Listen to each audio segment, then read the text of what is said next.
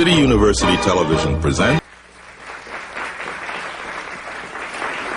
a warm welcome to the American Theatre Wing seminars on working in the theater. These are coming to you from the Graduate Center of the City University of New York, which is located on 42nd Street.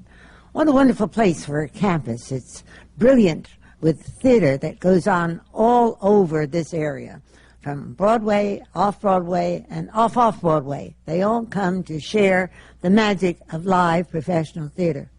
And wherever you go, one hears of New York, Broadway, and the theater. It's a marvelous place to be. And the American Theatre Wing is very proud to be able to present these seminars to you. This is just one more service of our year-round programs. Perhaps we are known very well and very justly so for the Tony Award. And they were created in honor of a woman named Antoinette Perry, who believed very strongly that one should be prepared for the theater in every part of the theater, every component. And so these seminars try to achieve just that.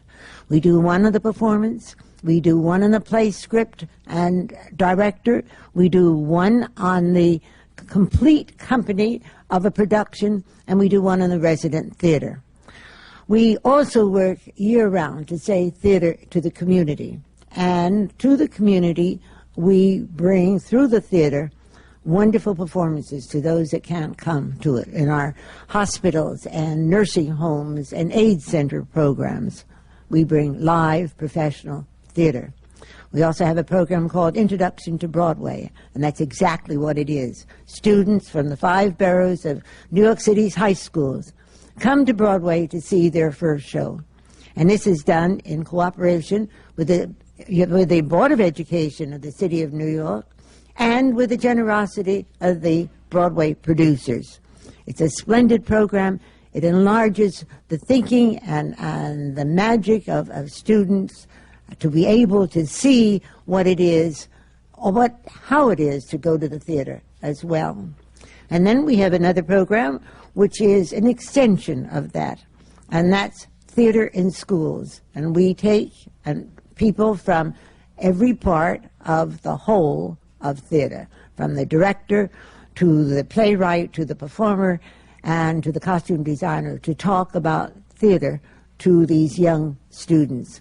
It not only gives them an opportunity to meet with people in the theater, but also to be able to say, well, at some point maybe I too can be in the theater. I needn't be an actress, I could be a costume designer. It's the role model for them.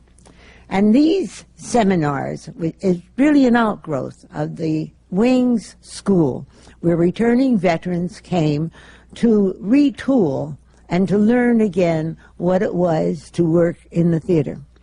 And we try to bring you every aspect of it, and we hope that we do.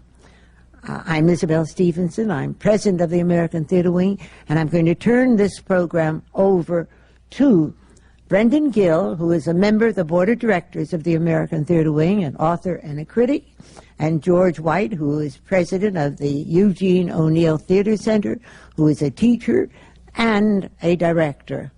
And they, in turn, will elicit from this wonderful panel of directors and playwrights how they manage to get the magic out to the audience. Thank you all for coming here.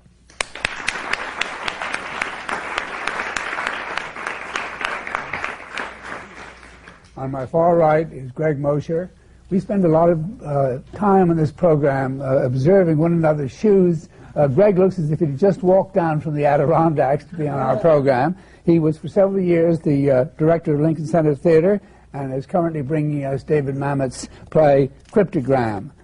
Next to Greg is Tom Dulack, playwright whose works include Breaking Legs and whose play on that bizarre figure Ezra Pound was warmly welcomed here, and we hope he's going to be back in the fall.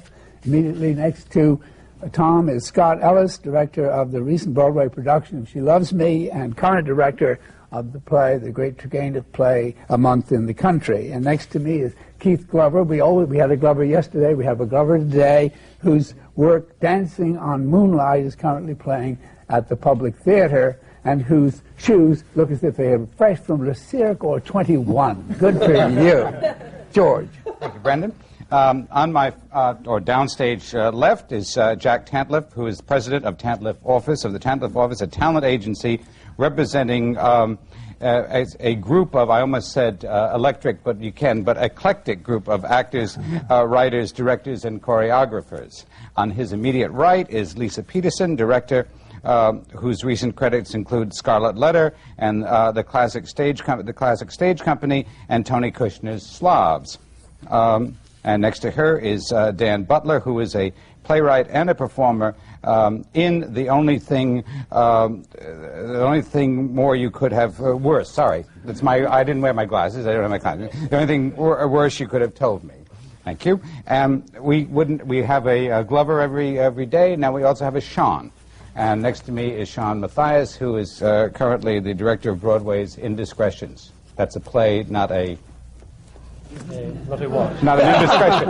Not an indiscretion thing. So... not a condition. Did you want to ask the first question? Well, yeah, I would like to start because, Greg has had such an interesting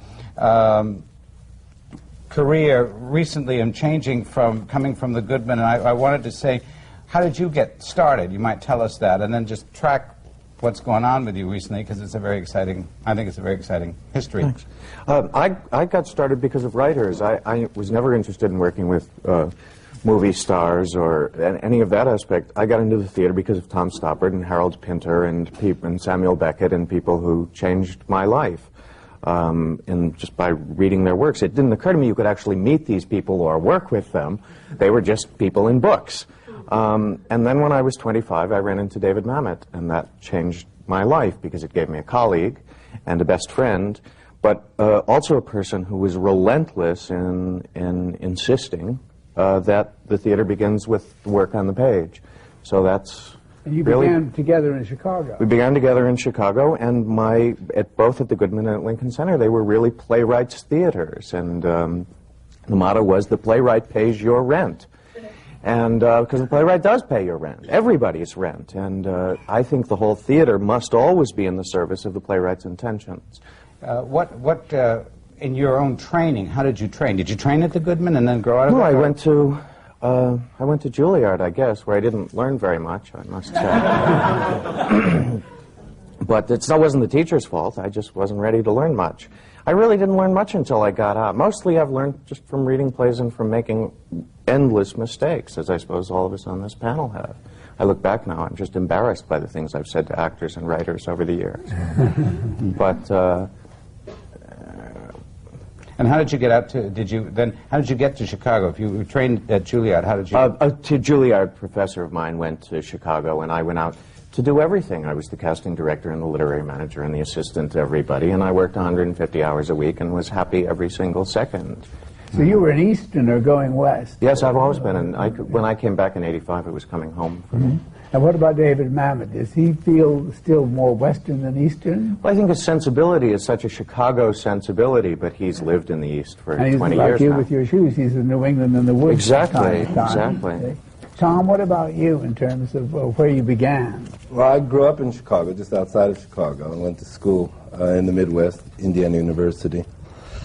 And I always wanted to come east, and I started out wanting to be, and in fact, I had an incarnation as a novelist of sorts. I published 4 books in the 70s. I came out here and was teaching at the University of Connecticut, and I was always writing plays without the first contact with theater. I mean, I was writing plays in my library and from reading plays, and it wasn't until I began to, by accident, do some directing at the University of Connecticut that I began to get some practical theater experience that then began to make my plays more viable.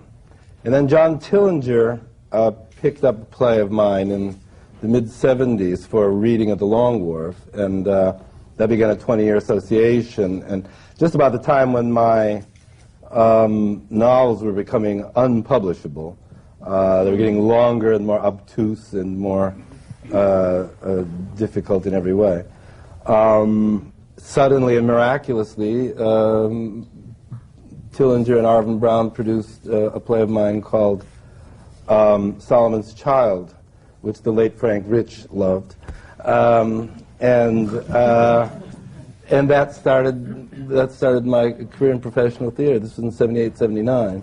Long Wharf has been so critical. The Long Wharf Theater has been so critical in that respect. Very a lot important. Of people. Yeah, really a wonderful it's in kind the right place. Nursery. It makes things possible in a way. Very hospitable. Yeah, they were certainly to me. How did you get your play to Long Wharf? How did By the most extraordinary accident. Tillinger and Arvin both told me this story. We did a reading in '74 of a play that never got produced. And in '78 or so, Joey said that he went over to Arvin's house one night, and Arvin said, "For God's sake, do something with that pile of plays," which numbered about 300 at that point. Do something, get rid of them. And Tillinger began leafing through, and he said, "Here's a play by Tom Dulack in this heap." And Arvin said, "Who's Tom Dulack?" And so we did a reading by this guy a few years ago. And so he took the play home and read it, and by that accident, you know, if Arvin hadn't been house cleaning that particular night, I probably wouldn't be here today. It's odd to me to hear you say that the novels were, in effect, getting away from you. They were getting more and more, as you were in the helpless presence of something that you couldn't manage. But a play, it seems to me, is infinitely more difficult to write than a novel. It is more difficult. It is. The novel is self-indulgent, really. Very you self-indulgent. Keep on going and going. Yeah, which is why I couldn't get them published anymore, I think. I was being so self-indulgent. But now, have you done your novels over into plays ever? Actually, Incommunicado, which is the play about Ezra Pound that made a brief appearance here last month, started as a novel. That was my last. That was the one that got me into the theater because it was about 1,200 pages when I stopped, and it was a fictionalized account of Pound's life. And then somewhere in the mid '80s, I decided to cull what I could out of all that massive research and make this tiny little play of 4 characters, which I did.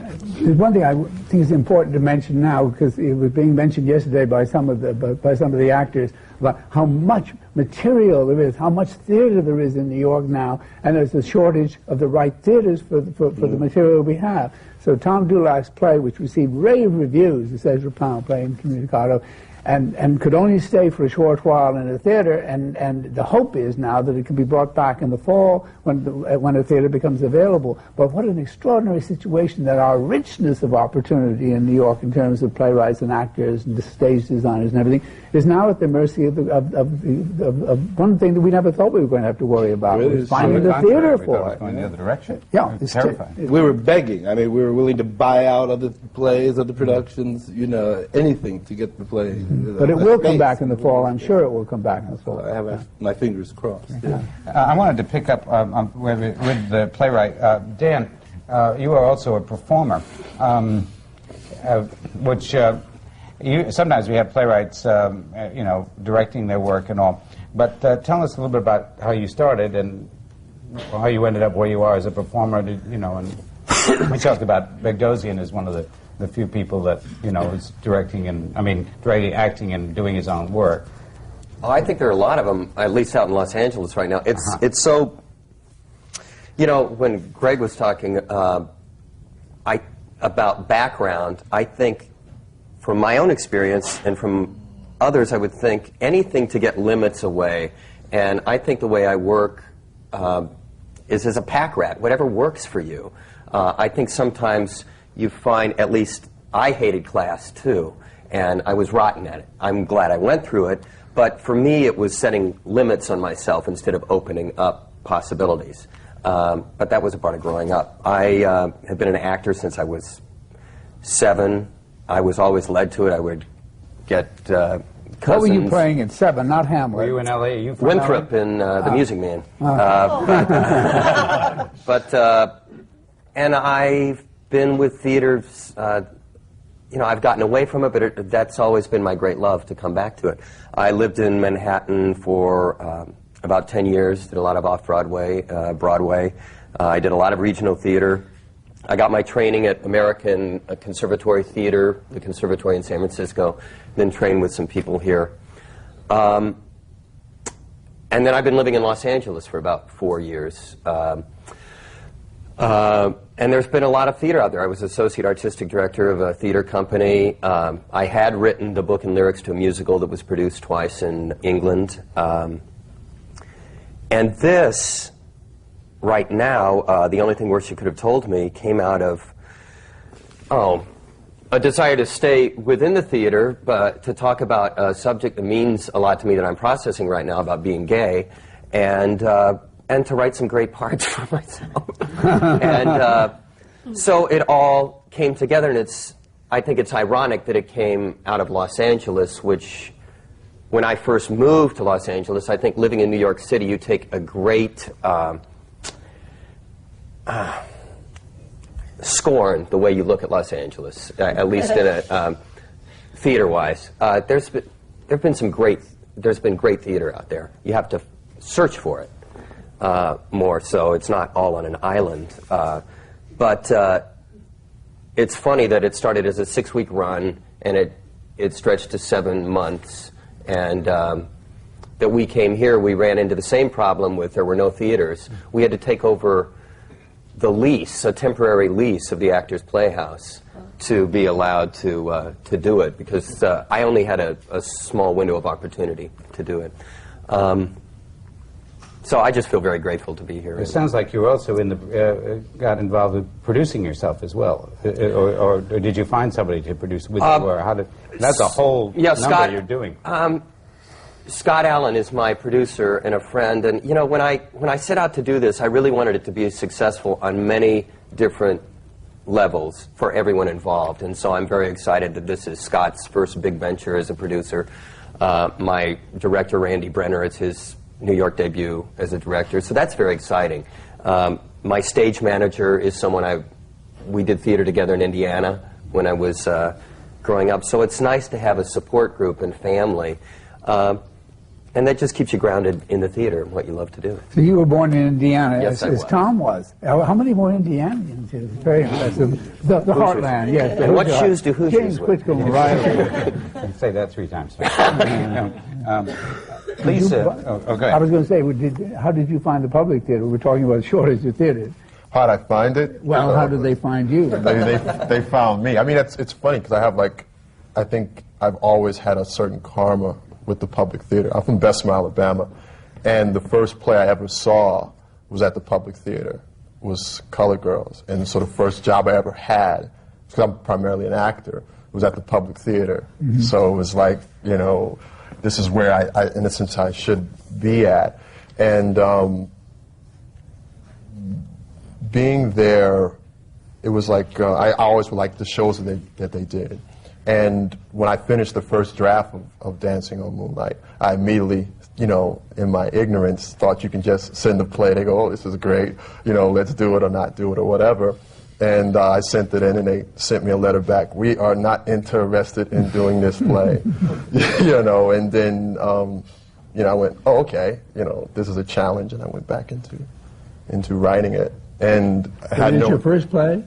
It was my first play. Yeah, it was my first play. And Keith was saying before, when we came on, that his title is the most important thing. He has a wonderful title for his play, it's Dancing on Moonlight. But it was the beginning of your thought, and after that, all thought. I think most other people just fret about titles forever, but not you. No, I get the title first, and I usually run it past my wife, and I go, "What do you think about this?" And she goes, "Okay," you know.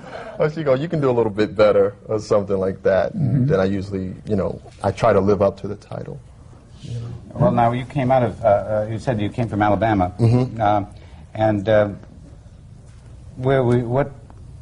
You know, intrigued you about writing plays? How did that come? Were you a child of the theater, or in the sense, or did you see a lot? Or well, I think I'm basically a child of programs that went into the inner city to bring theater to people who basically had not seen it. I mean, I remember when I saw the first play I ever saw was Colored Girls, and how I went was, in a sense, there was a program where we could go for $5, and my mother, you know, took me to see it, you know, and I'm like, wow, you know, I wanted to put on, you know, be those women and go do these great roles and stuff. I'm like, hey, is there a role for me? I can be one of those trifling guys, you know. But as an actor, and then I went and tried to go around the city doing, trying to be an actor, and that was great. But then I remember the late Gerald Chapman came to my high school.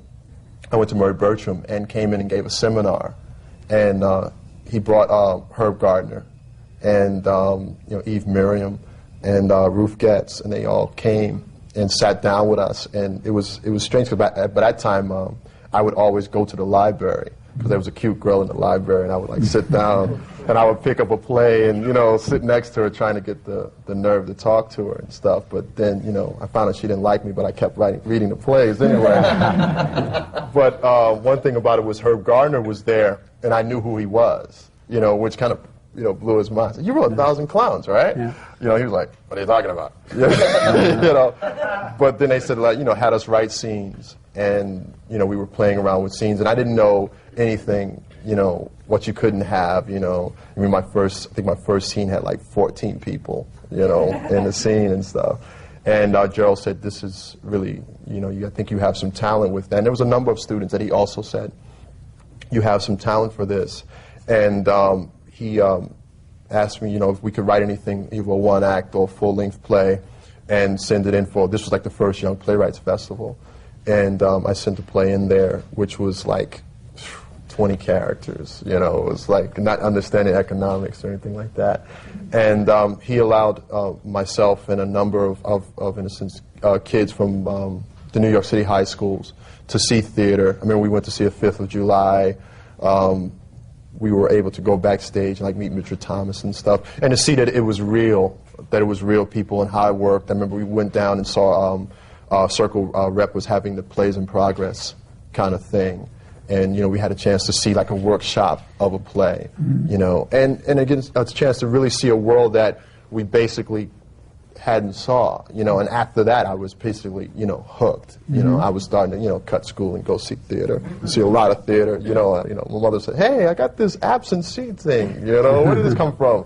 I'm inspired, Mom. I have to see theater. Your real education. And you were right. Well, so you began as an actor, as Shakespeare did, and then began writing plays. And then, but what about you in terms of directing? Were you an actor before you were a director? Yeah. How could you do it otherwise? I would think you would be bound to start having to know about moving around on the stage before, as a director, you could tell people anything. Well, I imagine directors, come from different places all the time. I actually went to the Goodman School of Drama. In fact, Mr. Mosher was a teacher of mine for a little bit, and from Chicago, and started as an actor, came to New York, worked for quite a while, and then I was in a show called The Rink with Candor and Ebb, and I just one day decided I think I'd like to direct, so I asked them if I could have the rights to Flora the Red Menace, which was a show they wrote years ago. So they gave me their lawyer's number. I called up, I got the rights, and we took 3 years to rewrite it and redo it. And we performed at the Vineyard Theater, and it was a success. And I thought, well, maybe I'll keep trying doing didn't this. you also, Scott, how did you hook up with Roundabout, didn't you? I mean, that's been a great thing for both sides here. I mean, both Roundabout, you and Roundabout has been terrific, but I'll tell you that I met Roundabout when I did another show called The World Goes Round, which was playing off Broadway, and my agent got me in to meet Todd, and we had a nice talk. And then about a year later, I went back to Todd, and I just knocked on the door, and I said, "I have an idea that I think the theater would be terrific doing She Loves Me," which I had called the authors and said, "Could I shop this piece around?" And they said, "Yes." So I went, and Todd didn't know She Loves Me, but I kept calling him saying, "Please listen to this, please listen to it." He did, he liked it, and agreed to do it. So that's sort of how that relationship started, which has been a very important one for me. Very important. To gain it. To gain you. Well, I see a real, real connection there. Now, how did you come to the Turgenev? Well, actually, I was in London doing She Loves Me, and I had never seen A Month in the Country. I'm embarrassed to say I had never read it. I'd read some of the other Turgenev stories, but I'd never read the play. And I just went on a fluke to see it. And I remember watching it, and I swear, at the end of the play, I got up and I thought, God, I would love a shot at this play. It just, for some reason, connected. So I came back, I picked it up, I read it again, not knowing at all that I would ever do it. And then, sometimes things work out, and the Roundabout called, and I was supposed to do another play for them, which was falling through because of some casting problems, and they said Helen was available, and I said, I love the play. I said, I'm sure Helen will not agree to let a director that she doesn't know who the hell he is to direct this.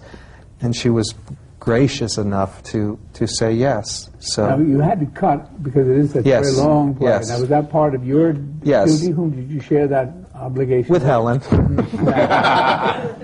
I flew out to LA and we both agreed that it needed to be cut, even from the London version. And the London version was very English, so I took out all the English references in London, and then we continued cutting from there. I had my ideas of how I felt it could be cut more. Helen was very helpful, specifically with her own role, saying, I didn't need this, I don't need that. So we got it to what I'm very proud of, a pretty good running time for a very long play. And it feels pretty good. Historically, one always hears about either conflicts between directors and authors and all that, or that the director has helped the author to make the Kazan, Tennessee Williams business, the plays workable. Tom, do you, what has been your relationship between you as an author and the directors?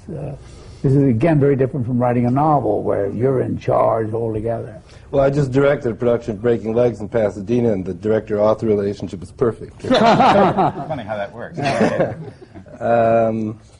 I was on this panel, I think, in 1991. I think at that point I said that I found basically directors a necessary evil.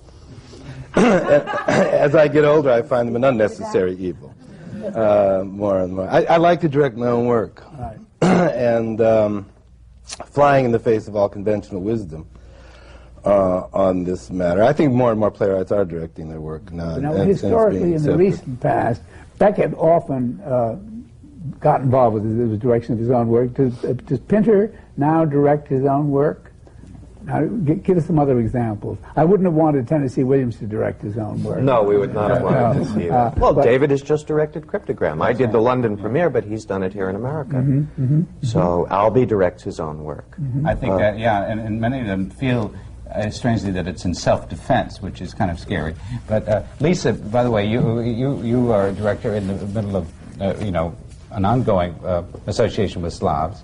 Tell me about your background, and you really have, in a sense, like Scott, been very key to certain theaters that have done work, and Ty, is that, was that your way into the profession, was getting associated that way? I guess so. I didn't know it as I began, but for me it's been a series of associations with theaters that I've been able to call home, although none of them full-time. But I kind of landed in the new play world right out of college. That was Ensemble Studio Theater, which is just this, you know, tiny little hole in the wall, but very, very fertile land of playwrights. And that was the first home that I landed in. And at each of those homes, you sort of spend your time getting to the point where someone will let you direct a play, and it goes well, and you do it again. And so EST was the first place, and that's where I learned about working on a new play and what dramaturgy might be and how directors can help in the shaping of a new play. So that was exciting. And at the same time, I also was becoming involved in the world of casting, which was something that I did for about 5 years at the beginning of my career as a way to make a living. And it also turned out to be an extraordinary way to get to know a lot of actors and directors and watch a lot of wonderful directors working and to meet writers. But at the same time, I was always moonlighting as a director in my spare time. And so Ensemble Studio Theater was the first place that worked that way for me. And the other major place in New York has been New York Theater Workshop, where this I think was my fourth play at that theater. And then various places outside of New York as well. There's a theater in Ithaca, New York called the Hangar Theater, sure. Yeah, with Robert Moss runs it, and that was really important for me early on. I used to go up there in the summer, and he would let me do Moliere and Shaw and plays that I wouldn't be able to do anywhere else except there. And so I didn't go to grad school, but that combined with the practical, hands-on experience of New York was my kind of graduate school, learning as I went, you know, making mistakes all the time. And then more recently, La Jolla Playhouse out in California, for the last 3 years, I've been associate director there, and like The Hangar, I've been able to do classics there while because for me, primarily, it was the writer that was paying my rent. I mean, in the last 5 years, making a living as a director, it's about forming relationships with writers that can be ongoing, and working in the world of play development. Now, this is something that is really perhaps not organic to this particular panel, but do you believe in casting directors? Do you do your own casting, having come out of that world? I believe in casting directors. Well, I was one, so I know how important they can be. That's an aside. But speaking of how people get in the door, Jack, you're the person that opens doors, I assume, for people. Try. And how do people get to you? And you know, there's the old business about, we'll get into something and then I'll come and see you. Well, how do you get into something if you don't have an agent, all that time? You want to talk about what you look for and how people get your attention? Well, as far as writers go, all of us at the agency spend a lot of time seeing plays, a lot of time reading plays. It's very easy to get material because there are so many hundreds upon hundreds of people out there who are writing plays. All you have to do is raise your hand and say, I'm an agent, send me material, and it will come to you in droves. As far as getting material out there, once you are working with a writer, you know, most struggling writers look at the world of theaters as being kind of a brick wall. You know, nobody wants to hear from them. And in point of fact, exactly the opposite is true. There is a huge hunger out there for new work, for new writers. So all I have to do is call Greg or Lisa or somebody on the phone and say, I'd like you to read this. It doesn't mean they'll do it, but as directors of new work, especially directors who are associated with theaters directly, they want to be aware of all of the writers out there. And then it depends a lot on luck, on accidents. Tom's story is wonderful, and I have a story just like that. I was working out of my living room, representing a small group of young writers that no one had heard of. And I had a play by a writer named Howard Quarter called Boy's Life that I loved. And we had sent this to just about every theater in the country. And everybody said, well, yeah, this is a really good play. We'd like to see his next one. And all during this process, there was a group of kids called the Atlantic Theater Company, and they were students of Greg's, and they were graduates of NYU. And they kept saying to Howard, we want to do your play. And for about 3 years, we kept saying no, because we didn't know them, and they seemed too young.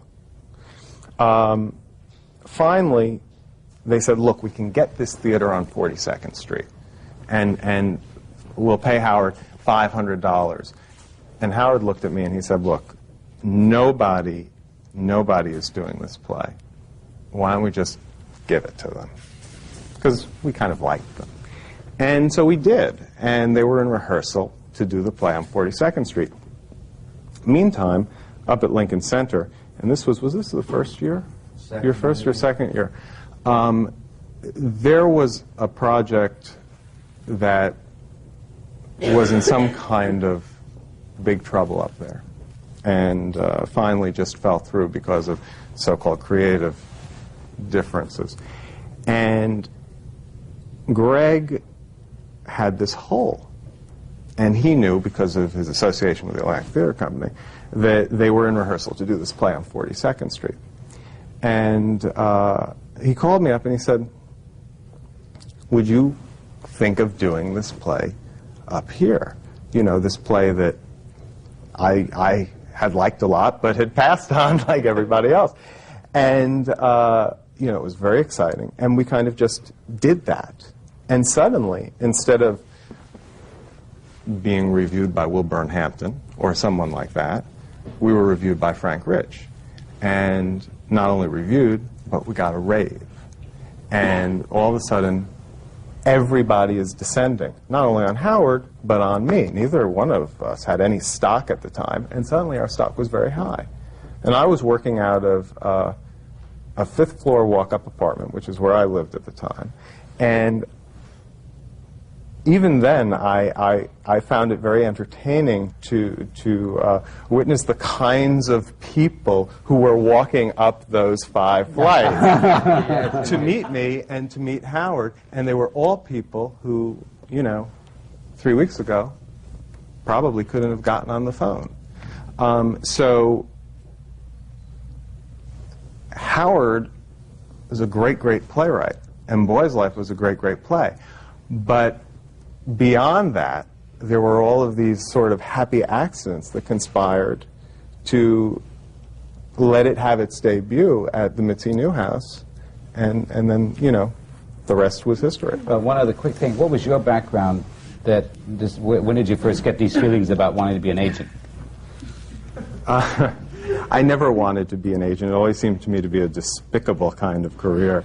I actually came out of school and found jobs in management offices and worked as a company manager off-Broadway for a few years. I was managing a play called The Dining Room at the Astor Place Theater, which was about to close. And I saw, I started looking around for other work, other management jobs, but it was a very bleak time, and it was getting to be summer, and there was just nothing around. And a friend of mine called me up and said, Clifford Stevens, who used to have a company called STE, needs an assistant. And I thought, well, my father always said, meet everybody. So now this is going to sound really, really stupid, but it's true. I was working at Playwrights Horizons because they produced The Dining Room, and this was before their big renovation. And it was early July, and there was this horrible heat wave in New York, and it was like 105 degrees. And there was no air conditioning at Playwrights Horizons. And I walked into Clifford's office, and it was like a refrigerator. And at that moment, I decided, I will work here at least for the summer. And so I did everything I could to get that job, and that is how I ended up in the agency world. Based on timing more than anything else. Well, I think everybody here and everybody everywhere, if they're honest, can look back and I always call them happy accidents. It's sort of it's being able to sense an opportunity and then being able to act on it. And that's what I always try to do. I try to be on the lookout for my clients, too. Just what... If I'm lucky enough that an opportunity is going to come my way, I want to be smart enough to spot it. There you are. Good. And now this penthouse where you don't give the address of your penthouse, but anyway, that's all right. I've moved since then. Yeah. Now, Lisa began I'm sorry. Lisa began in part her training through the directing of dead authors like Shaw and Moliere, and you were the director of a dead author. With Indiscretions, how unlike your production is the play as it was when it initially was performed? Wow. And also, what's your route to Broadway, which was kind of interesting? Right. Well, I'm a little too young to answer the first question. I only meant in historic perspective. I would think hugely. I just have also done Design for Living, by Noah Coward, another dead author in London, which I sandwiched between my production of Les Parents Terribles, as it was originally called at the National Theatre, and Indiscretions here. And I think for both productions, I was able to bring a sensibility that would not have been allowed in the original time the plays were produced because of censorship, not only in the theatre but within society. And I suppose that my card, if you like, is that I have developed the subtext of the plays, of both of the plays, rather more thoroughly than the text. And in that, there's been a certain amount of invention which the production has allowed, and the performances have allowed, which wouldn't have been there before. The productions are more visceral and more sexual, I think, simply speaking. Mm-hmm. And that is partly a function of the times we live in, you think, along with your own sensibility. Well, it's very much my private sensibility. Right. I suppose it does reflect the times, otherwise the productions wouldn't be as popular, but it's very much my take on it. Mm-hmm. The Indiscretions as the title, part of the difficulty with the title would have been, I suppose, people not understanding whether terrible really means terrible. Well, it doesn't quite mean terrible. It doesn't quite mean It's not that. a literal translation. That's right. So it looks like the parent's terrible, but that's not a great translation. But Almost awesome. yes, or terrifying, or yes, and it has an irony, which the word terrible doesn't have. But it's more than that. When we did it in London at the National Theatre, the audience, some people thought the play was in French, and that's at the National Theatre of Great Britain, where you get what we consider to be a high-ranking, cultured audience. People who didn't think it was in French would be frightened to phone up the box office and say the title in French, Lay's Parents' Terribles. Or they would call up and ask for the Cocteau, or they would call up and ask for the new play in the Littleton Theatre, which is the theatre he was playing at. So there were a series of problems, and it was hard to market with the title. So when they said they wanted to change the title here, I was very disappointed, but I also could see the wisdom, the potential wisdom of it, having been through that route in London. I just didn't feel that the title that we have really represents the play. So no, it doesn't really tell you anything much about the play at all, but it's but it works as better than having. But it sounds like a sort of movie title, and then the fact that Kathleen Turner is in it, it makes it sound like some sort of movie she might be in. That, of course, is terribly misleading, because the kind of audience that might go to see Kathleen Turner in the movie Indiscretions aren't necessarily the audience for this play by Jean Cocteau. So it's a thrilling opportunity for her. She's terrific in it, and it's wonderful, and everybody's so startled to see how wonderful she is in this kind of role. But your production is also extremely physical, and I suppose a lot more physical in terms of motion up and down in that tremendous three-story high spiral staircase and all that, as compared with whatever Cocteau must have done in Paris, was what, 1938? Well, I saw the movie of the original play, and, which was extremely formal, where the people just stand around in a drawing room situation, and they talk terribly fast, faster than we could ever talk, which is the most sort of riveting thing about the piece of work, I think. That's the athleticism, and the physicalization is in the way they speak the lines, which was very thrilling. But apart from that, the motion of it was terribly conventional. And you wouldn't know, for instance, that anybody was having any kind of sexual relationship within the hothouse. Whereas in my production... yes, you might gather that. You might gather. Who was in the original production? Any celebrated person? We're talking with directors who've been working with dead playwrights. And so I wanted to move on from them to Greg, who is working with a very live playwright. And I want to know how do you work with Mamet, or how does Mamet work with you? Well, I think sort of the same way you work with dead playwrights. I mean, no, but it's the dead playwright doesn't talk back, and you can make your cuts with the dead playwright. Also, without... can I just finish on that? Because my playwright isn't entirely dead. It's in translation, in the sense of the Cocteau, by Jeremy Sams, who very much talks back. And he's very defensive. With alarming speed. Alarming speed, exactly. And I have to have a relationship with him, very much the way I would have to have a relationship if Pinter had written a new play. There is very little difference in that. I mean, he didn't originate it, but he protects it fastidiously as if it were his child. So the relationship between director and author is very similar. So it's not quite as simple as just a dead playwright. Yeah, I'm picking up on that, too. The approach, since many of us have worked with new playwrights, let's start with you, Greg, to go a little further. How do you deal with them? Well, I know you and Mamet have had a long relationship, but other playwrights that are live, what is your diplomatic take on how do you start? Let's say you have not met... I think the more respect you bring, whether it's Howard Corder or whether it's Tennessee Williams, whose last full-length play was done at the Goodman Theatre, at a time when no one would do Tennessee's plays. I assure you, the Goodman Theatre was not his first choice. But I try to treat them all and have everyone at the theatre treat them all with the same respect. And I think that the more respect you bring, the more ability to speak in a straightforward way you can do it. If you're working behind their back, then that's no good, or sneaking changes in, or talking to the actors behind their back, or in any way speaking disrespectfully of them. But if you understand that we've all come together to do what he or she has created, then you can be very forthright, it seems to me, and just say, I'm sorry, I don't understand the point of the scene. I may misunderstand your play, But if I understand this play as the story of X, Y, and Z, why is this? I just don't understand why this is here. And most times they will say, they will either explain to you how you've misunderstood the play, or they will agree, wouldn't you say? Absolutely. I was going to ask you, was there a time... I completely agree with what you said. I mean, I hate the whole notion that in the theatre people talk to each other in corners. It seems ludicrous, very old-fashioned. The producers more than once have asked me, do I want to take the actors aside and work with them privately? Well, absolutely not. I work very much from the group ethic. But I was going to ask you, is there a time when you asked the writer not to come to rehearsals? No, but you've really hit on it, because there are times I would give anything for them not to be there. Just because sometimes I don't work quite as freely as I would, I think, if they were off in the corner. And Dave sometimes is there every day. He was there, I think, every single day for Glengarry Glen Ross. And that was for the second production, because it had been done in London. And, but he never saw a single rehearsal of Cryptogram in London last year. So, well, that's trust. But I think it's their call, Right. finally.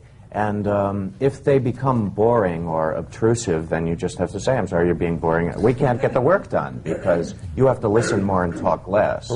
But that's not necessarily easy to say to someone who's won a few. But anyway, the one this thing is dead playwrights. Yes, it's wrong. They're really all live playwrights, really, is the whole point of it, or you wouldn't be doing it. And I thought you were all wincing when the word dead playwright came, because there is no such thing. There is no such thing. Whose call is it?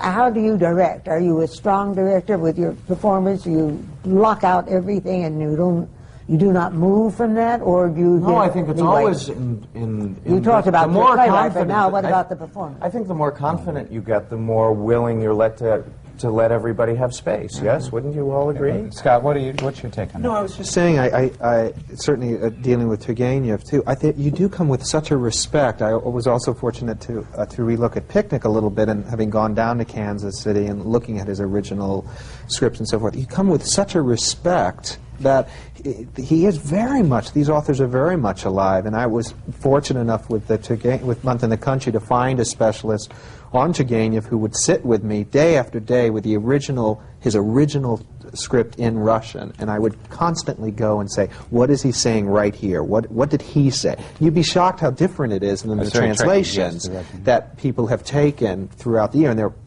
Month in the Country has, 8 of them that were on my desk.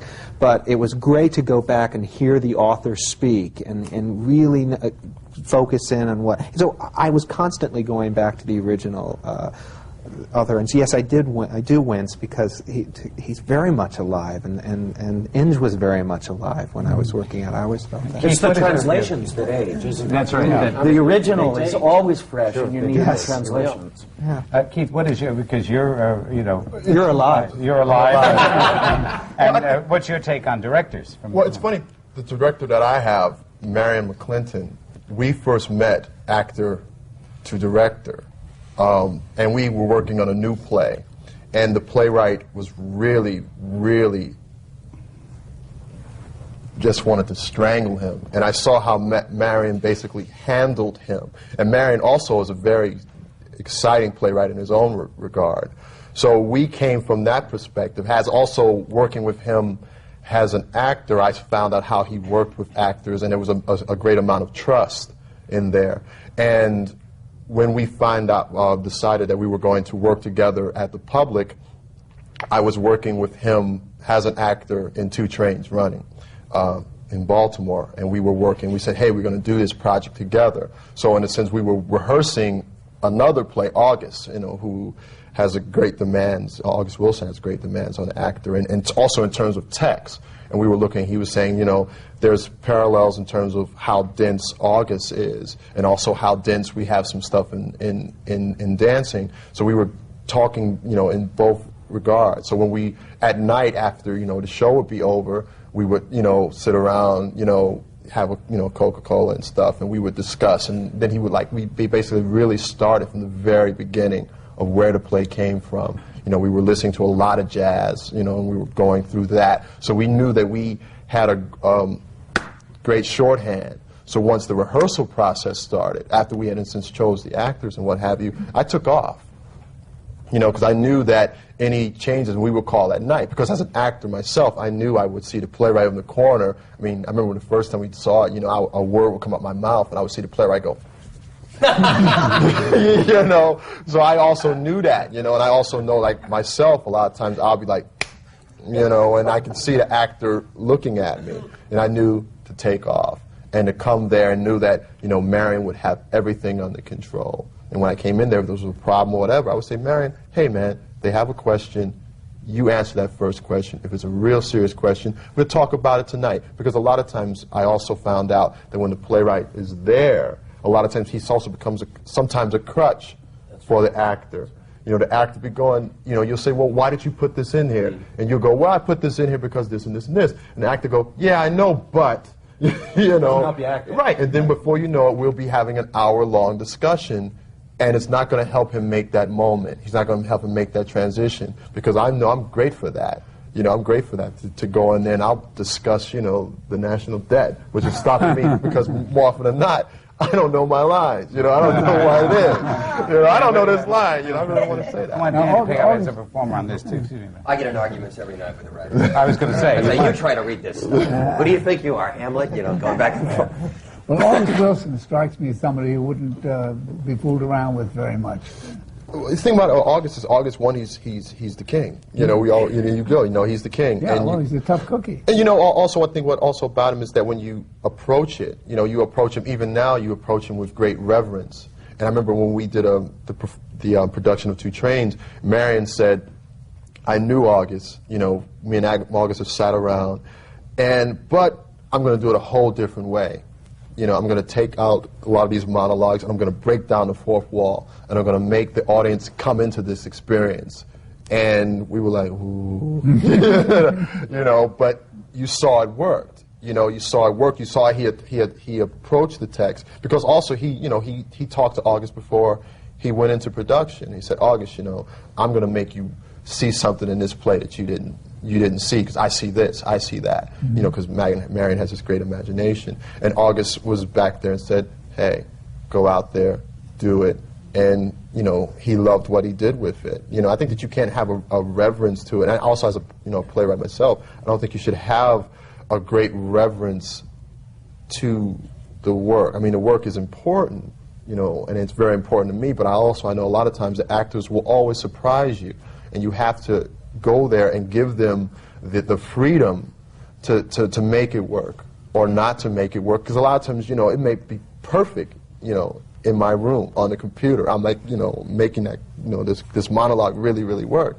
And then the actor, and it takes forever. And you go, it's got to be cut. And let me ask Tom. Oh, yeah, go ahead.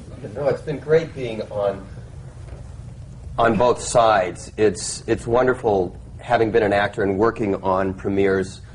I did the American premiere of The Hot House by Pinter, and he was here, and working with Terrence on Lisbon Traviata and Horton Foote on Widow Clare, and that relationship of having them there all the time, and you're like, I'm so grateful to be saying these words and to bring them to life, but could you leave just a little bit? Because I know Horton's wonderful, but I know somewhere in there they want the end result, and it's hard for them to see the journey.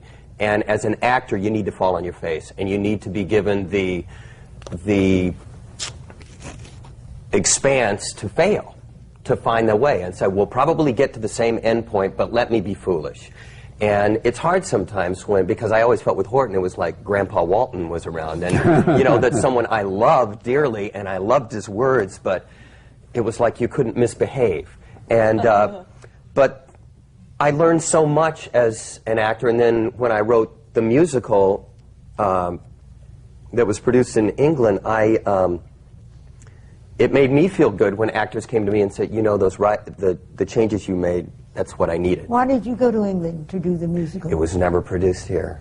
How did you get it to England? How did you find your way there? Someone who was, I think we had an agent over there, Sarah Randall, that was shopping it around, and someone found it and said, "This is great." What we would get, we did everything. I produced a benefit performance of it at the Promenade Theater with Peter Gallagher, Debbie Shapiro. Everyone raved about it. No one produced it. We did a demo tape with a 25-piece orchestra that people went nuts about. People would read it and say, "Why isn't this produced?" And you go, "I've got an idea. Why don't we produce it?" You know, but it would. So it calls on your intuition and your initiative to find every place to do it. It's getting published by Samuel French right now, and you know, you keep plugging away, and then going other places and writing. You know, whatever opportunity you have. There is so much more to be said about the role of the director and the playwright, and I have a whole slew of questions I want to ask, and one of them is that if you were putting your money, your own money, and you were the producer of the show, would you have spent the $600,000 for that whole thing? How much does that add to a straight play? I know you had the luxury of it with the theater in London and doing it, but coming over here with the expense, I want to know how you feel about that. And we're going to take that up. You don't have to answer me right now. I'm going to give you time to do it because we're going to stop for a minute and stretch and think about all the questions that are going to be thrown at you and then come back again. So right now, just stay very close to home and stand up and stretch and turn around and come right down so we can continue the Playwright Director Seminar. Okay?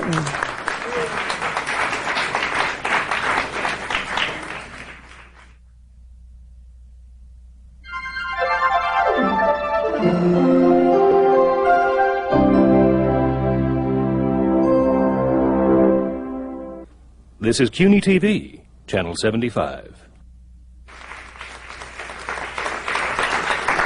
We're continuing the American Theatre Wing seminars on working in the theater, and this seminar is on the playwright director. And we talked about the role of the director, the role of the playwright, and the role of the actor.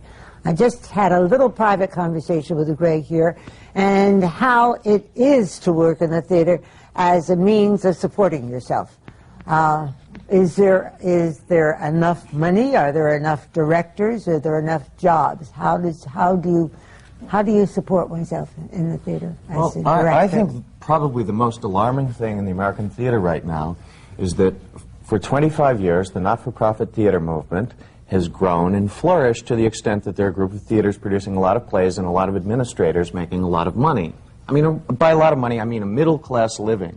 But we've just been chatting here, and we don't think there are probably a dozen freelance directors making a living in this country right now. Why is that? We don't think there are 20 playwrights. Well, I think it's the problem of Soviet communism. It was a good idea, maybe. It just didn't work.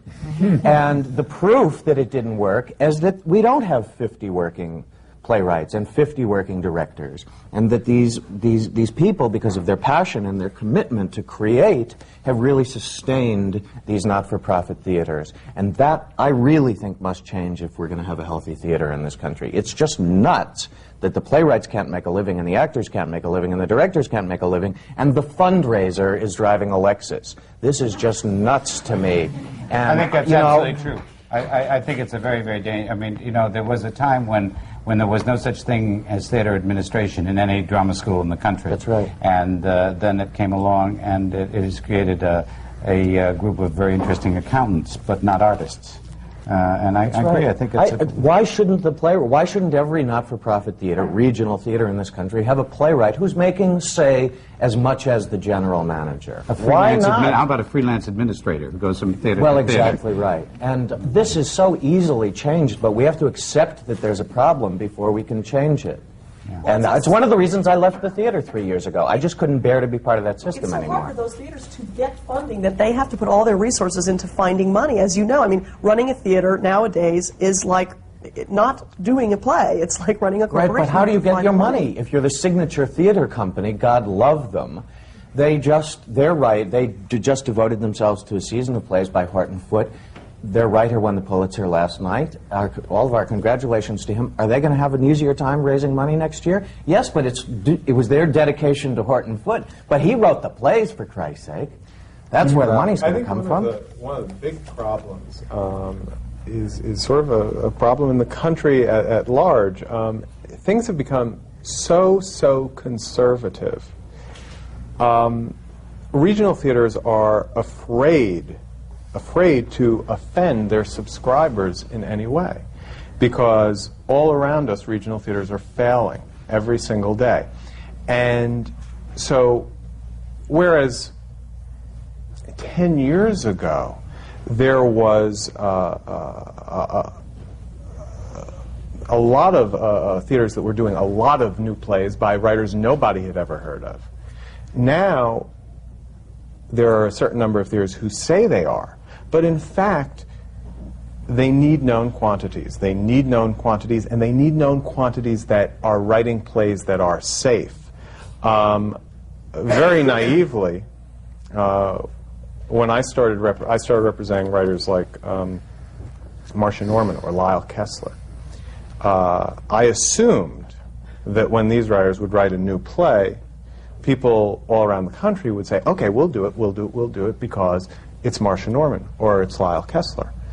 But the truth is, these writers have no stock. They're just like everyone else. It's a big slush pile. Why? Because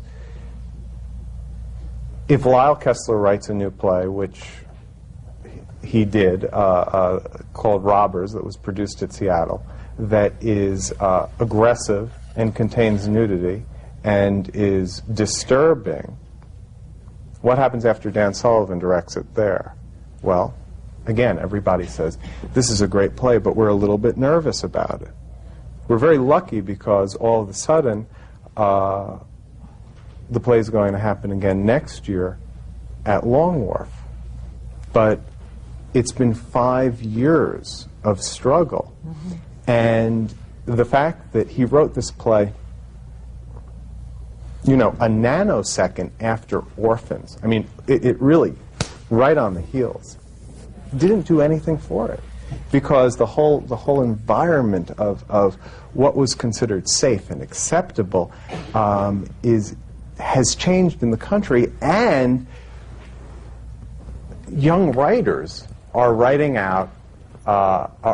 to cry out against what they see around them. So what they're writing is not what's acceptable, because that's what playwrights have always done. I'm going to just, if I excuse me, just a second. I'm going to step slightly outside the role of moderator here a second, because I do sit on the National Endowment's National Council, and I do think it's a danger, and it's certainly appropriate in this panel to say that you're absolutely right. And I look with terror to the possibility of funding getting worse and worse for company theaters. The theaters have not been hit terribly hard yet. But it's not just the funding, it's also the people who are buying tickets. Yeah, but the whole thing sort of go together, and one follows the other. So I just say it's a danger that we all have to listen. How does that, could you answer to that in England? Because that's where we all sort of look. Well, it's such an extremely different system. I work mostly in the subsidized theatre, so in fact almost wholly in the subsidized theatre. So directors there just about earn a living, but they do have to do, say, 3 or 4 projects back to back in a year. I am incapable of working like that at that rate, so that's tough. But I also write, so I make a living from the two things. But the great thing is that if you can work at the National Theatre or the RSC, you can earn a living wage, and you do have a certain amount of budget for your production, so you can do a physical production. There are 3 different auditoriums at the National Theatre, one, the small one, the Cottesloe, medium-sized one, the Littleton, and the large Olivier. And the budgets are reflected for each play, for each production, but they tend to be smaller in the small theatre, medium in the medium theatre, and larger in the big theatre. So you can work in a range of styles and express your own particular needs and ambitions within that building, if you can get in there. But there's also the regional theatres, which are also subsidised, heavily subsidised. And a lot of young directors can start off there and start doing, like you were mentioning, doing plays by Shaw and Molière, doing classics, out in the regions where, again, they are subsidized, but you don't earn really what would be a living wage. I mean, the disparity is still the same in theatre there. We also have the privilege of having television in the same city, you see. We have television, radio, theatre. We don't have a film industry, but we have all those within London. So we tend to be able to cross over a little. Does any money come back to the National Theatre from the commercial product? Oh, of course. How does that work? Well, they will be on some, I don't know what, I can't disclose there the any figure, but percentage they will be on a percentage for this production here because Uh-huh. the production originated at, it's a national theatre production. Do we have that here? I'm sorry, do we have that here? Sure, of course. How does that- If the Goodman or the Long Wharf takes a play to Broadway, money from Broadway goes back. And each one of the director, the playwright, and each one gets their Well, in the money back, or commercial is it theatre, just the director, the production? playwright... Just the theatre, usually. Just yes, the theatre. the director, the playwright, and the artists are all negotiating privately in the commercial sector. You That's negotiate the your own difference, I think, contract. between But the National Theatre or the Long Wharf would there. also negotiate their contract with the Broadway producer. That's when you're in the commercial sector. I'm We sorry. have to You have wanna go on now? subsidized theater too. Yeah. The public theater, for example, is just about to receive this enormous, or has received this enormous grant from Good News Today. Good news, right? But the theater is not unlike everything else. Every museum in America is fundraising. Every university in America is fundraising. The reason you can't, nobody wants to be a university president anymore is because it's all alumni luncheons. You have to and jump all in that. there. I know that it's just, I think it affects your work. I know that everybody who in a sense reads Dancing on Moonlight, 'cause I've written basically 2 plays, which are vastly different. One's called Coming of the Hurricane, which is about bare-knuckle boxing after Reconstruction. But I remember when I first wrote Dancing on Moonlight, I felt I'm just going to try to be as exciting as I can. And everybody said, one, in terms of language, violence, whatever, this play is not going to be done outside of New York. Regional theater, even I talked to my agent now, he says, hey, if you didn't get it done in New York, it was not going to be done in regional theater because it just would walk out. People would walk out. Whereas Coming of the Hurricane, which is right after, in a sense, after Civil War, it's been done twice this year. It's going to be done on a big tour next year.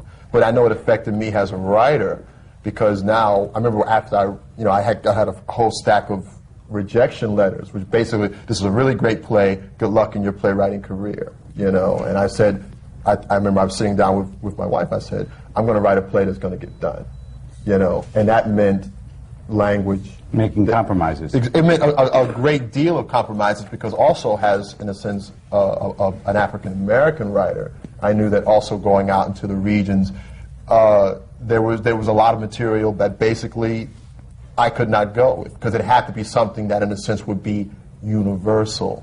And what does that mean? All right, Gregory. Well, I was shocked and so saddened when you said, well, I wrote a play that had 20 characters. Yeah. And then I realized I couldn't write that play. And I thought that's so sad for the American theater because I said, producers, it's our job to find the money to do a 20-character play. It's not your job to limit your imagination. This is paradoxical, but one of the problems today is not only can't you make a living in the theater, but you also don't have the opportunity to not make a living in the theater. And what I mean is, in the 60s and still in the early 70s, there was a thriving community of off-Broadway theater that had wonderful producers. And it wasn't a business. It was places like La Mama and like Cafe Chino. I stop you right there, but in that period of time, there was not the funding, the importance of funding. No, but that's true. And why was that? Why did they flourish without the necessity of funding, of having support? Well, because it wasn't in those kinds of theaters. It wasn't about subscriptions. It wasn't about physical production. It was about finding a room, literally. Right, a coffee house. That's right. And putting up a play. I'm sure they weren't making livings. They weren't making livings. That's what I mean. I'm talking about the ability to just do your work and not care about how much money you made. People still do that. I mean, there are. But still it's harder to find the places. But you can't rent an apartment for $35. Right. I mean, those. In comparison, there's not that great a difference. Those places, brought us Lamford Wilson, brought us Sam Shepard. I mean, Sam Shepard, if you look at the sheer number of plays that he had done, where he I'm sure made nothing at all. No, actually, those days they would steal concrete forms we wrote and on a weekend move them into Chino, put up some PAR spotlights with tin cans and do it. And what's happened now is whereas that movement evolved, it sort of evolved up into off-Broadway, now Broadway is evolving down into off-Broadway. So off-Broadway is very much a commercial enterprise. So there's not there's not that coffee house, that room, to sort of just get your Well, that's new off work done. Broadway now. You wanted to... I wanted to go on a slightly different subject. Oh, this is fascinating, too. We're into a whole other... We're into another seminar here, which we should do sometime. It's wonderful. I wanted to ask something, because there's one other entity here that we haven't really talked about, is choices that a director makes and a playwright makes. And one of the things that we talked about at the break is your choice of the staircase, which you mentioned it earlier, the 3 stairs. And Thank you for coming back to that. there we are. And so I wanted, what triggered that? Well, my imagination. I mean, it wasn't a choice to let me... first of all, to go back to what Isabel said, I won't be entrapped by saying, well, I put my own money into putting that on, because I'm an artist and I put my life into the theatre. And as we've now said, none of us have that kind of money to put on a Broadway show.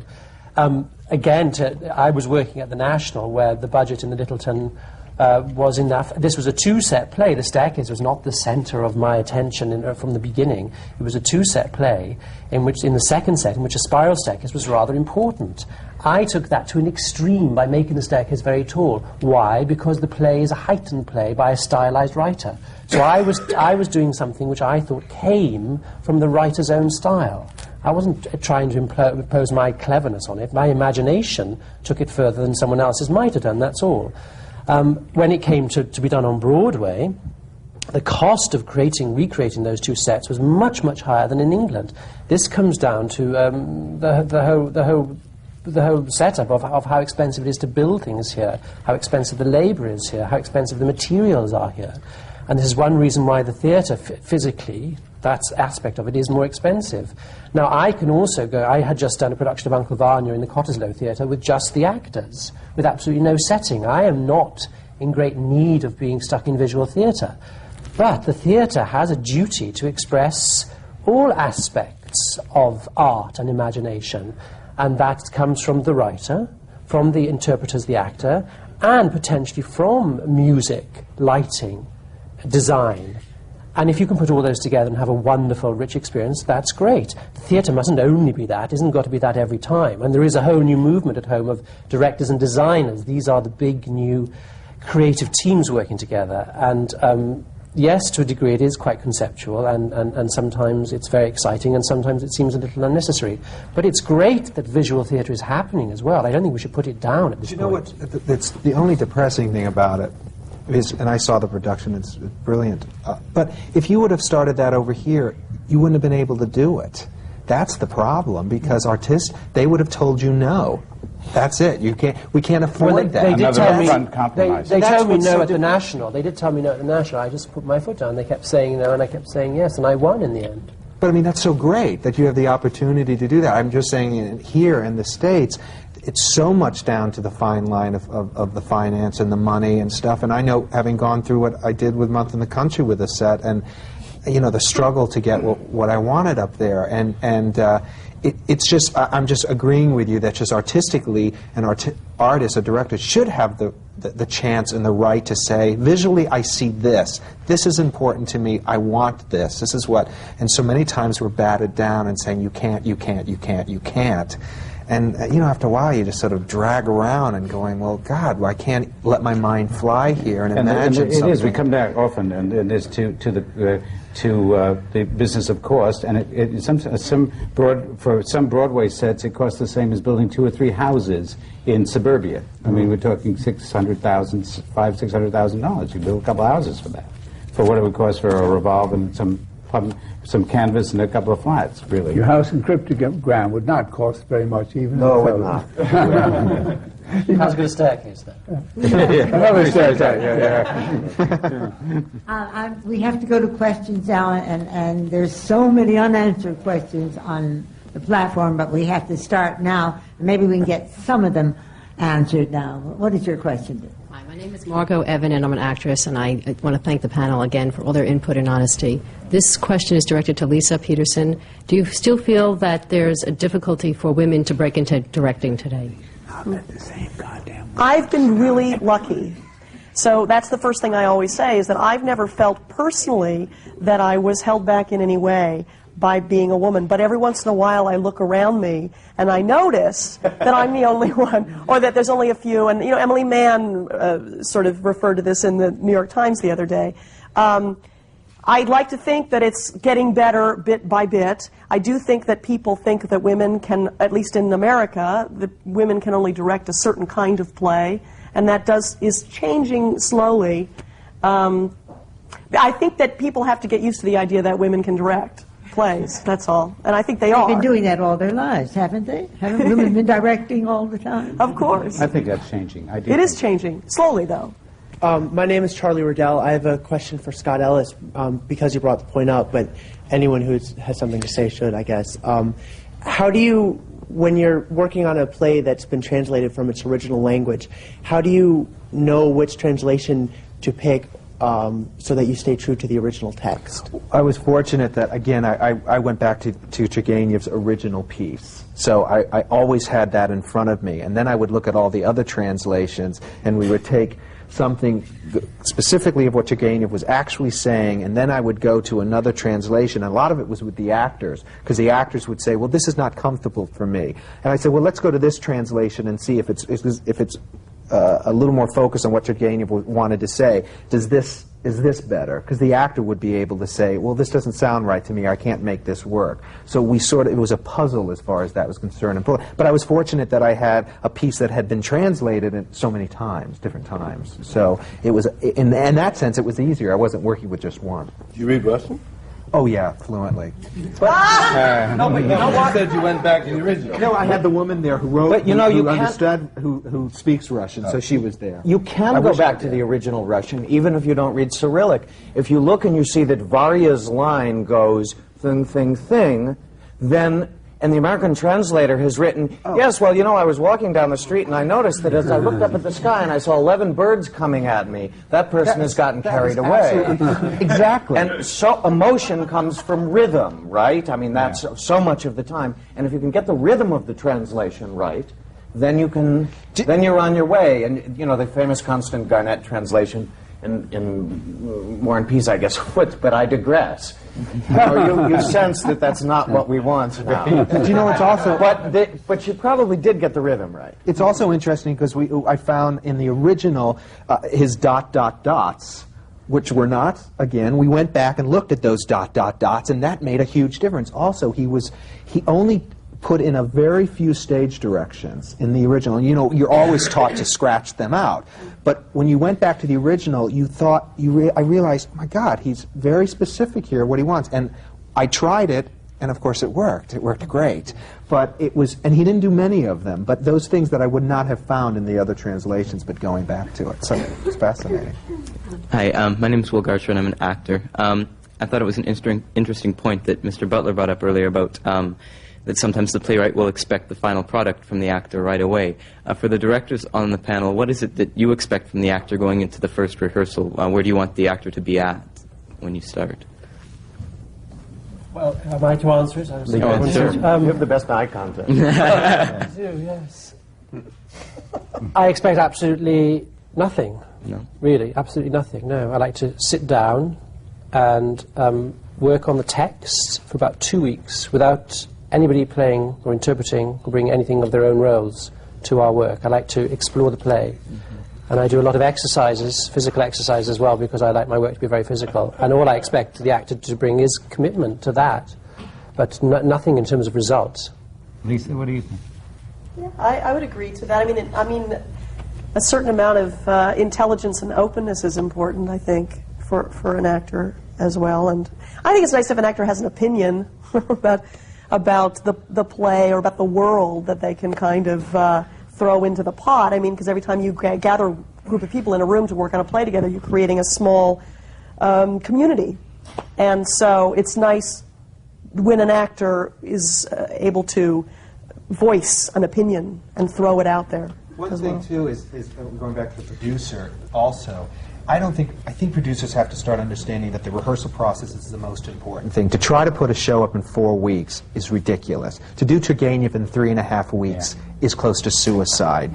Why? It doesn't make any sense to me. Why not have 8 weeks of rehearsal to really focus in and, you know, it's 4 more weeks. That, you know, it's money well budget. spent. It's money well spent, and people don't understand. It's like, get it up, get it up, get it up, and you can't.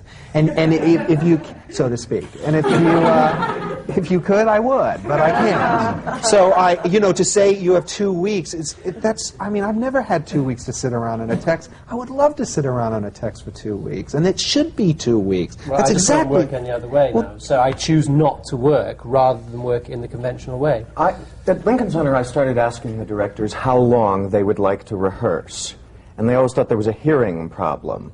They said, "Yeah, can I have as long as I want?" I said, "You can have as long as you want. You tell me how long you want to rehearse." And almost always they said 6 weeks, 7 weeks. Nobody said 23 weeks. You just name a reasonable. And so we stopped calling that a luxury. We just started calling that rehearsal, and it was much better. I like the actors to bring gifts on the first day. We have another question for you, Donna. My name is Dorothy Gannon. For the panel, earlier I think it was Mr. Butler talked about writers having limitations and trying to get rid of them. I wonder if you have any practical suggestions, whether it's internal limitations or whether it's having 20 characters in a play, or thinking you can't have 20 characters. This is for me? Sure. Or for the panel. Well, why don't you take it, Dan? I just think it helps. You know, I was interested when Greg was saying he felt it's their right to be there all the time. So it does get to be a dicey thing when you're working on their play. Could you leave now? I just think there's something we all, whether you're a director, a playwright, an actor, you all have to have some sort of process of letting go of something, of control or something. You know, it's your baby, but now it's ours too. I think it was, oh, damn it, I blank on names. Ran Yale for so long and has directed all of our... Lloyd Richards. Lloyd Richards was talking once, and he was talking about where he felt it starts with the playwright knowing more about it, and then the director knowing more about it, and it was hard for his ego to let go, that then it gets to a point where the actors know more about it. And I think that takes respect and mutual trust, and that's the collaborative effort. I feel lucky that I was raised through college training and everything to focus on the play, be very grateful for the profession I'm in, and that it's ensemble. That I don't know how to work any other way. So when... Could I break in on this for one very quick question? Does the playwright ever audition the director, in a sense, to say, what do you think my play is about? Absolutely. So that you know... It's you're generally more casual than an actor's audition. It's a conversation over a cup of coffee, but absolutely, it's the writer's choice, really, whether they use you or not. So... Well, it is and it isn't. You know, I mean, if Incommunicado, for example, came to me, this production, with a producer, with the money, and the director as a package, all right? And they came to my agent and said, we'd like to do this play. I met with the director, with Rick Corley, for a long cup of coffee for an hour and a half. I didn't know him. I had his reviews, you know. I didn't know the producer. Tom, I'm going to have to ask you to stay for lunch, and so that we can continue this, because it's my time to say thank you very, very much for being here, and please forgive me for being so rude as to interrupt you. And you're just a wonderful panel, but it's come to an end, and I have to say that this is the American Theatre Wing's seminar on working in the theater, and this is on playwright directing, and it's been an absolutely fabulous one, and I think that it's a panel that could go on and on and on. Thank you all for being here.